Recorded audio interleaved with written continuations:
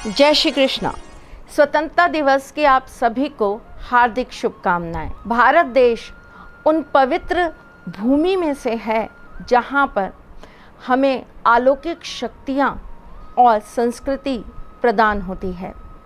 एक भारत देश ही एकमात्र ऐसा देश है जहां पर हर प्रकार से व्यक्ति अपने आप को सजग कर सकता है, अपने अंदर नाना प्रकार से शुद्धिकरण और शक्ति का प्रचार प्रसार कर सकता है।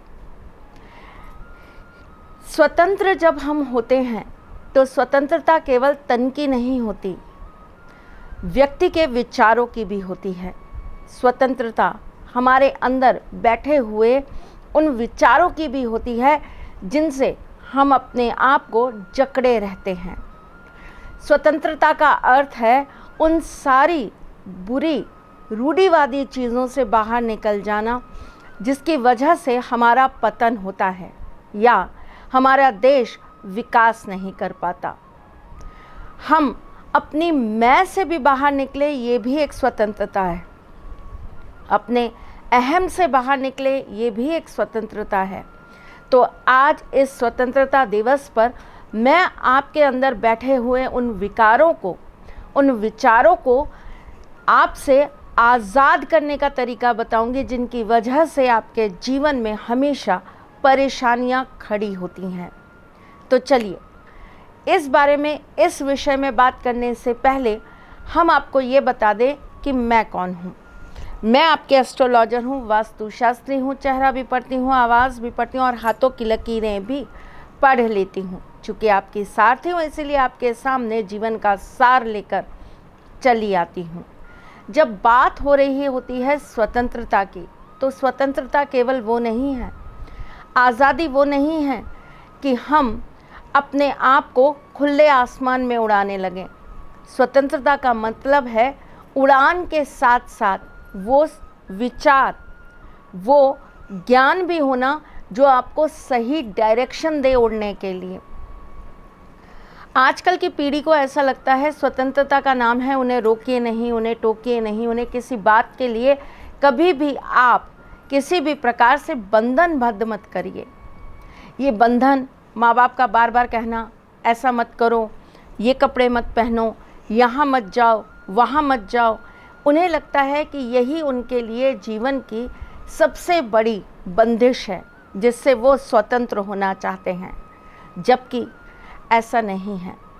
माँ बाप भी चाहते हैं कि उनके बच्चे स्वतंत्र हो जाएं, खुद अपने पैरों पे जल्द से जल्द खड़े हो जाएं, ताकि वो अपनी भी जीवन की सारी जिम्मेदारियों से निवृत्त हों।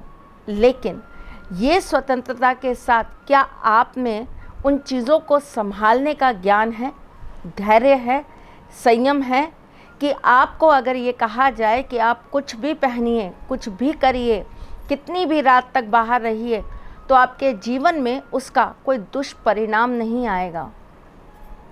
बहुत सारे लड़कों को देखती हूँ, वो अपने घर से ये कहकर कि मैं दोस्तों के साथ हूँ, आज उसकी पार्टी में जा रहा हूँ, आज फलाने फंक्शन में जा रहा हूँ, रोज़ कोई ना कोई बहाना मार के निकल जाते हैं और फिर एक संगति के बीच में फंसकर उस स्वतंत्रता को पाकर ऐसी संगतियों में फंस जाते हैं जहाँ पर वो नशे के आदी हो जाते हैं, गलत चीज़ों के आदी हो जाते हैं, गलत चीज़ों को देखने के आदी हो जाते हैं। तो क्या ये स्वतंत्रता ठीक है? और अगर रोका जाए, टोका जाए, तो वो ये कहते हैं कि हमें स्वतंत्रता नहीं मिलती, हमें आज़ादी नहीं मिलती। आपको ये आज़ादी दिलाने के लिए ना जाने कितनी माँओं ने अपने बच्चे खोए होंगे, न जाने कितनी बहनों ने अपने भाई खोए होंगे और न जाने कितनी पत्नियों ने अपने पति खोए होंगे और आप जैसे ना जाने कितने बच्चों ने अपने बाप खोए होंगे। तब जाकर आप आज़ादी से आज कहीं भी घूम पा रहे हैं, फिर पा रहे हैं। माँ बाप की आज़ादी बिल्कुल मिलनी चाहिए, लेकिन आपके अंदर भी वो ज्ञान, आपके अंदर भी वो संयम, आपके अंदर भी वो धैर्य, वो संकल्प होना चाहिए कि आप उस आज़ादी का कोई नाजायज़ फ़ायदा ना उठाएं। हमारे अंदर बहुत सारे नकारात्मक विचार आते हैं जिनसे हमें स्वतंत्र होने की बहुत ज़रूरत होती है। ऐसे नकारात्मक विचारों से अपने आप को स्वतंत्र रखने के लिए आपको रोज़ाना नहाते वक्त अपने पानी के अंदर 2 बड़ी इलायची कूटकर स्नान करना चाहिए। आपको रोज़ाना कम से कम 15 मिनट बैठकर ओम का उच्चारण करना चाहिए। आपको अपने मस्तिष्क पर सफ़ेद रंग का चंदन ज़रूर लगाना चाहिए। जब आपके नकारात्मक विचार बहुत ज़्यादा बढ़ने लग जाएं, तो आपको रात्रि को सोने से पहले मन ही मन कम से कम 108 बार श्री राम जी का नाम जाप करना चाहिए। आपको जब भी ऐसा लगे कि आप कुछ करना चाहते हैं लेकिन आप बंधनों में हैं, आप वो काम अपनी स्वेच्छा से नहीं कर पा रहे, अपनी मर्ज़ी से नहीं कर पा रहे, आपको आपके अंदर की काबिलियत दिखाने के लिए स्वतंत्रता नहीं मिल पा रही, आप किसी भी चीज़ को बिना रोके बिना टोके करने के लिए सज्ज नहीं हैं, तो आपको नित्य नियम से गणेश जी के मंदिर में जाकर 5 इलायची ज़रूर चढ़ानी चाहिए। 5 बुधवार आपको ये कार्य ज़रूर करना चाहिए। बोलने की भी आज़ादी होती है जो खास करके घर परिवार के अंदर औरतों को नहीं मिलती। कोई भी कार्य होगा उसमें औरतें अगर बोलें तो उन्हें कहा जाता है तुम चुप रहो, तुम्हें कुछ नहीं पता, तुम्हें कुछ नहीं आता, तुम बीच में मत टोको। लेकिन बोलने की आज़ादी कई बार विनाश भी करती है। इंसान को क्या बोलना चाहिए, कब बोलना चाहिए और कितना बोलना चाहिए, अगर इस बात का बोध है ना, तो आपके बोलने की आज़ादी आपके लिए नहीं हज़ारों लोगों के लिए फ़ायदेमंद हो सकती है। लेकिन बिना सोचे समझे बोल देना, बिना अपने शब्दों के ऊपर कमांड रखकर बोल देना कई बार दूसरों के लिए विनाशकारी हो जाता है, पीड़ा का कारण हो जाता है। आपकी वाणी से दुखी होकर ना जाने कितने लोग मायूस हो जाते हैं। बोलने से पहले अपने अंदर संयम रखिए, सोचिए कि आप क्या बोल रहे हैं। शब्द आपके पास सही हों और फिर आप बोलें तो बहुत मज़ेदार बात हो जाती है।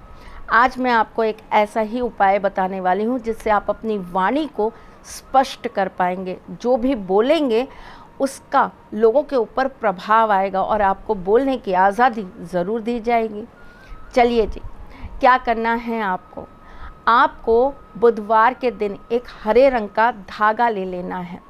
इस धागे को आपको गंगा जल से पवित्र कर लेना है और इसके बाद इस धागे के अंदर आपको 7 गांठ लगा देनी है और उसके बाद आपको अपने उल्टे हाथ पर, चाहे लड़की हो चाहे लड़का, यानी कि मेल या फीमेल, आपको अपने उल्टे हाथ पर इसे बांध लेना है। बांधते समय ध्यान रखिएगा कि ये कार्य आप दिन के 2 बजे के बाद करेंगे और शाम को 6 बजे से पहले करेंगे। करके देखिए, छोटा सा सरल सा उपाय, जीवन में परिवर्तन आए ज़रूर बताइएगा। मैं फिर आऊँगी कुछ नया, कुछ अलग, कुछ अद्भुत लेके। तब तक के लिए मुस्कुराते रहिएगा, रिश्तों में मजबूती बना के रखिएगा, अपने साथी के साथ यूं ही जुड़े रहिएगा, प्यार देते रहिएगा, प्यार लेते रहिएगा। ख्याल रखिएगा अपना और उनका जिनसे आप प्यार करते हैं। मैं जल्द आपसे मिलने आऊँगी, तब तक के लिए राधे कृष्णा। सारथी माँ त्रिशला ज्योतिष के क्षेत्र में विश्व विख्यात नाम है। ज्योतिष शास्त्र में पीएचडी माँ त्रिशला पिछले 22 वर्षों से ज्योतिष की सभी परंपरागत विधाओं के साथ साथ अनेक दुर्लभ गुण विधाओं जैसे परछाई एवं नव्स के अध्ययन से अपनी सटीक भविष्यवाणी और पूर्वानुमान के लिए विख्यात हैं। अपने उपायों द्वारा लाखों लोगों का जीवन संवार चुकी माँ त्रिशला लगातार 2016 से ज्योतिष विभूषण अवार्ड प्राप्त कर रही हैं। साल 2018 में उन्हें उत्तराखंड के मुख्यमंत्री त्रिवेंद्र सिंह रावत ने ज्योतिष विभूषण अवार्ड से सम्मानित किया था और साल 2016 में उन्हें राजस्थान में बेस्ट एस्ट्रोलॉजर के अवार्ड से नवाजा जा चुका है।